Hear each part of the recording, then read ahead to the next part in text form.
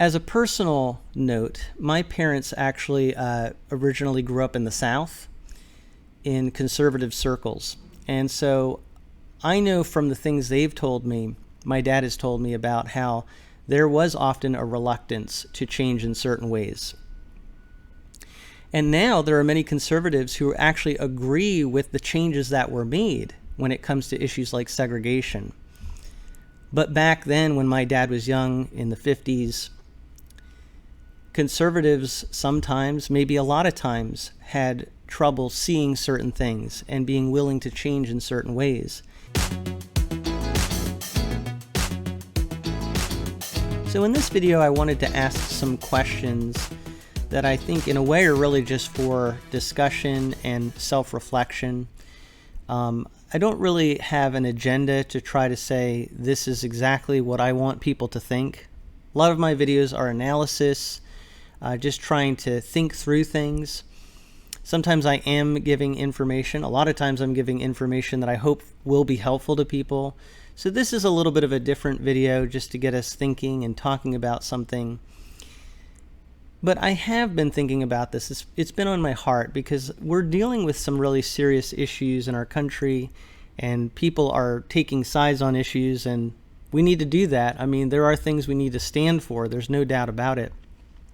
But as we do that, I really think that there's this principle we do have to keep coming back to that Jesus talked about. Before we take the speck out of someone else's eye, we need to make sure we're taking the beam out of our own eye. And, you know, this is a really good question for us when it comes to any issue. How do we know when we're wrong if we assume that we're right? Or if we're so busy pointing out the wrongs of others, are we possibly blind to something that we're wrong about ourselves? And what is the mechanism, if I can say that right, for how people can point out how we're wrong, and are we willing to accept if there's something we're blind to? Again, that's the principle Jesus is talking about. We don't want to be so focused on the specks of others that we miss the beam in our own eye. So when it comes to really deep topics and issues that we're dealing with, a lot of things in our culture are related to the social issues that we're dealing with, the cultural battles, the cultural wars that we have, and there are conservatives and liberals. And for those of us who are conservative, it is really interesting to think about. And here's one question I really wanted to ask. And again, this is to spark discussion and thoughtfulness, but it's a really fascinating question, an important question. And I just would love to get feedback in the comments. And here it is. Based on your personal views, theologically, biblically, if you were in a church, let's say back in the early 1800s, that supported slavery, how would you have looked at that whole situation? And how would you have dealt with it? Or in the 1900s, if you were in a church that was supporting segregation, and I'm assuming here that these churches are actually giving biblical reasons, or they're saying those issues might be important, but we need to focus on the gospel, so we are going to just, not deal with these things, or we're going to actually support what we already have, the status quo. And my question is, would you have been one of the people that would say, yes, we should just support the status quo, we shouldn't try to have any kind of a major cultural shift here, we just need to let the gospel do its work, that sort of thing? Or in some cases, maybe you would even say, well, I actually think biblically there's a good case for staying where we are at. And what I'm saying in all this, I think we have to be honest, is that conservatives in the past have often been the ones who either held on to or enabled the idea of holding on to things in culture that needed to change. And one of the things about conservatives, and it's really a good thing, but it can be a weakness, is that they're really good at holding on to what is good from the past. So when it comes to biblical orthodoxy, for example, conservatives say, well, we don't want to throw anything out. We don't want to jeopardize our beliefs. So we're going to hold on to what is good. And when it comes to our biblical beliefs, that is a good thing, I would say. But when it comes to cultural things, are there ever things that we do need to reassess and change? And conservatives, I think, can sometimes have this weakness of not wanting to allow for change in areas that maybe do need to change. That's something we really do need to take a look at. And when it comes to these cultural issues, I'll give you a really good example of the kind of thing I'm thinking about here. And the reason I asked about slavery and segregation, we think about the SBC and the things that they've been dealing with most recently, but even really for years.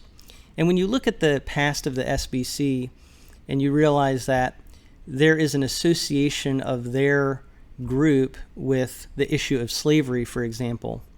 But here we are again today arguing about things that are related to racial issues. And, I have to say, when I look at the SBC, and of course there's so many issues we could talk about, but when it comes to the issue of things like race, I can understand that there are probably a lot of people in the SBC that don't want to repeat the mistakes of the past.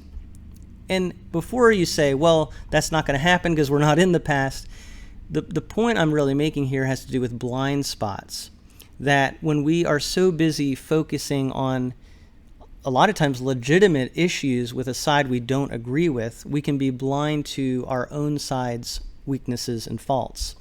It's something I've actually talked about on my channel before. It's never a popular topic because who wants to look at their own faults, right? But these are questions I'm legitimately asking. And so another question would be something like this. Are there things that we are blind to today as conservatives? Are there things that we are blind to? And I think the natural response to that is, well, what about, and then we fill in the blank with something that is really important.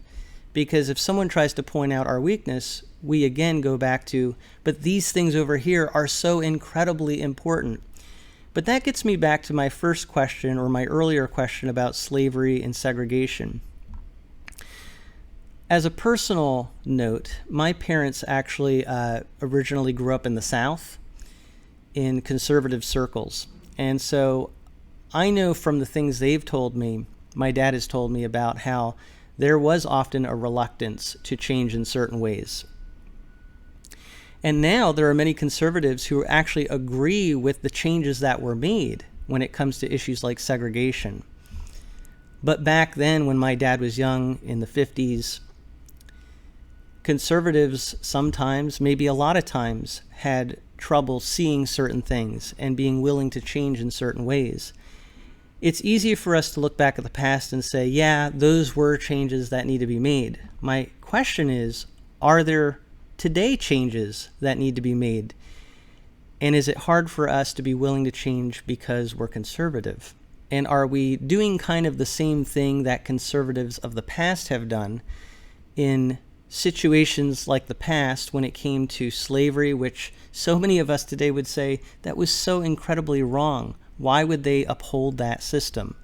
But I look at that and I say, wow, I can see a tendency for so many of us today to fall into the same trap. A lot of times things are pitted in a way that you're either on that side or this side, and there is an element of truth in that. On the other hand, and I think this is what Jesus is pointing out, the Pharisees, for example, were right about a lot of things.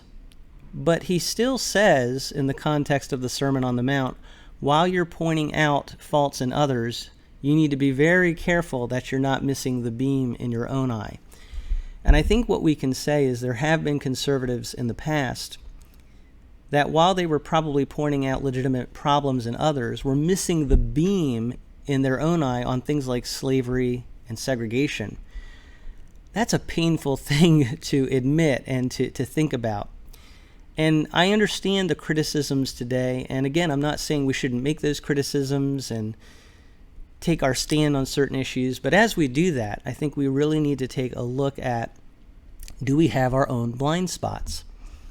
So in saying all of this, I hope I'm not just stirring up the pot and starting a bunch of arguments. That's really not what I'm trying to do. I really am trying to get us to think about how we look at things And, you know, we often say as conservatives, we want to look at things in a biblical way. Sometimes what we mean by that, though, is we want to make sure we have the right doctrine or the right stand. And while that's true, part of being biblical is having the right mindset and attitude, which is what Jesus is talking about there in the Sermon on the Mount. It's okay to take the speck out of our brother's eye. It's okay to point out faults where we see them. But the first step is to make sure we're taking the beam out of our own eye. And so these are the kinds of questions I'm left with and that I hope we'll think about. Are there things we need to be willing to talk with people about, listen to, even from the other side, and say, is there something I need to be willing to change or relook at, lest I make the mistake that people in the past have made? So I don't know if my presentation here, my questions, and what I've talked about has been helpful, but it's certainly something I wanted to get off of my chest and just share with my audience because it's from my heart. But I certainly would love to hear about what you think in the comments section. I really do hope that this can be kind of something that will help us to be able to dialogue and talk and hopefully grow in our understanding and also in our ability to do some self-reflection and allow God to work in our lives and to make the changes that need to be made, because we all need to be changed. But that's all I really have to say for this video. But thank you so much for taking some time to listen to some of my thoughts here from A Frisch Perspective.